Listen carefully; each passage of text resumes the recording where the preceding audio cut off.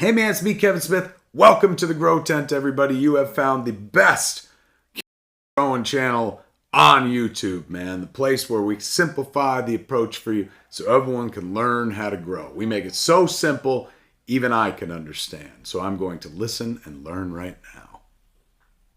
Woo! What's going on, everybody? Welcome back to the Growtent. We got a great episode for you today. Today we're going to be talking about something we add to our plants and some of the different products you can use for this today, guys. We're going to be talking about silica, why you should be using it. That's a little too much. A little too much. A little bit. There we go. There we go. Why you should be using it, some of the benefits to it, the downsides, if any. There's not. And we're going to be talking about how often you should add it and the main benefits of it. But first, we're going to have a very short intro today. Guys, please remember to like, comment, subscribe, watch the full video. It helps out the channel a ton. It's much appreciated. If you want to hang out with me more often, you can check out my Patreon. You can find a link to it in the video description below. Let's get today's episode started. Ooh, and we're back. We're back. Guys, I hope you guys have had a fantastic week. I hope you had a good weekend the other weekend. Yeah, something like that.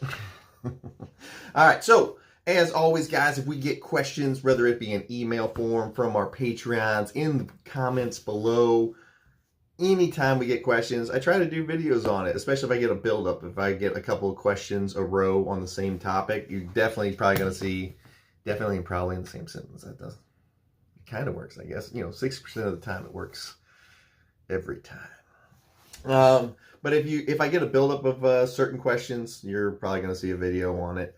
Today, I've, not just today, over the past, I'd say week and a half, I've got 2 or 3 questions just on silica. How often do I use it? What products can I use to get it in there? Do I have to use it? Etc., etc., etc. So today we're going to talk about it. And then the first thing is, should you use it? My answer is going to be yes. I use it in every single one of my grows. Silica is always in and present in my soil. Matter of fact, before I even start using the soil, the dogs are barking. They haven't barked once all morning. Anyway, so before I even start using my soil, I actually pre-amend or pre-treat. Hold on. All right, take two. Take 2, we're back. Dogs going crazy. Haven't barked all morning. Second we start recording. All right, you guys probably might not even have heard it, but you probably did. I always hear the dogs in the videos. All right, but as I was saying, silica is actually one of the first things I add to my soil before the grow even starts. As you guys know, we prep our soil before we start using it because most of the time the soil that we buy, no matter what it is, always has some kind of bug eggs, whether it be fungus gnats or whatever, already in it. And we always try out our soil. And one of the products we add to it, this is one of the products you can use to add silica to your grow, is diatomaceous earth. Is it the only product to get silica into your soil? No, for goodness sakes. But we use diatomaceous earth for a multitude of reasons. One is, it's like adding razor wire to your soil. Any creepy crawlies that are in there, it kills them, it dehydrates them, and it's very sharp and pointy. To us, it just looks like powdery flour, and it's really soft. Don't breathe it in. It's not really great for your lungs.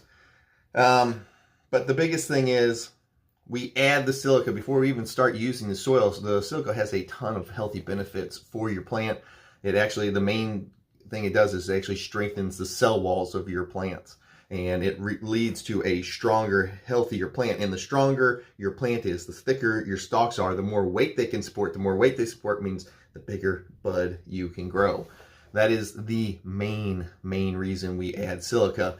The other tertiary benefit is that it is if you use the diatomaceous earth version, diatomaceous earth is 90% silica, 80 to 90%, but 90% sounds cooler, doesn't it? Is 90% silica with diatomaceous earth. I don't care if you use the food grade, non-food grade, I don't care. Same stuff. But whenever we add it to our soil, it kills all the creepy crawlies in there, and we get the bonus benefit of adding silica to our soil, and the plant it's always available from the time the plant starts to finishes. You can add the silica from start to finish of your plant's life. You don't ever have to stop it. Some people are like, oh, you don't need it after week 3. You do not have to stop your silica, adding it to your soil at week 3 flower. You can add it all the way through. I do. I only add it about once a month though. So it's not like something I add every time. I use the diatomaceous earth version, which is there's a lot bigger of a buildup in there. So every time I transplant into new soil, or every time I hit week 4. So like if I go into flower, I add it once per that month, and I just grab a handful of it and then top dress it in. If you're going to use it in like the liquid form, once every 2 weeks, kind of like you do with your mycorrhiza. You don't have that every week, just like you wouldn't with the, if you're using like Power SI, you can use it once every other week. Oh, what else we got? Now there's a bunch of different companies that use it, but you can use it from the start of veg all the way through flower. It's not one of those things you have to cut off. Generally, the last time you're going to give it, if you're on an 8-week flower, is week 6, and then you're done because you're chopping down anyway. So if you're going to use the liquid version, once every other week. If you're going to use the diatomaceous earth, it's once every 4 weeks, or every time you transplant, because you're putting new soil in there, you might as well put more diatomaceous earth in there.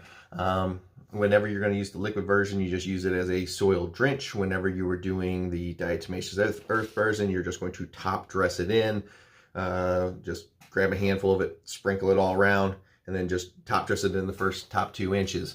You will get bigger, denser buds using silica because it makes the plant stronger and healthier. You ever had those plants where they're just like wimpy looking, like kind of lay over and lazy looking? Silica will fix that problem.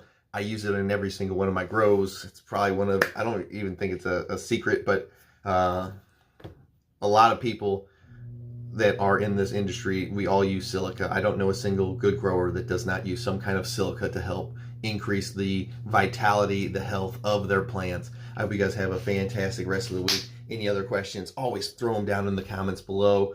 We got a pretty big week coming up as far as with the Patreon and t-shirts. So you might want to check out the Patreon this coming up like right now before next week starts. I'll see you guys next time. GT out.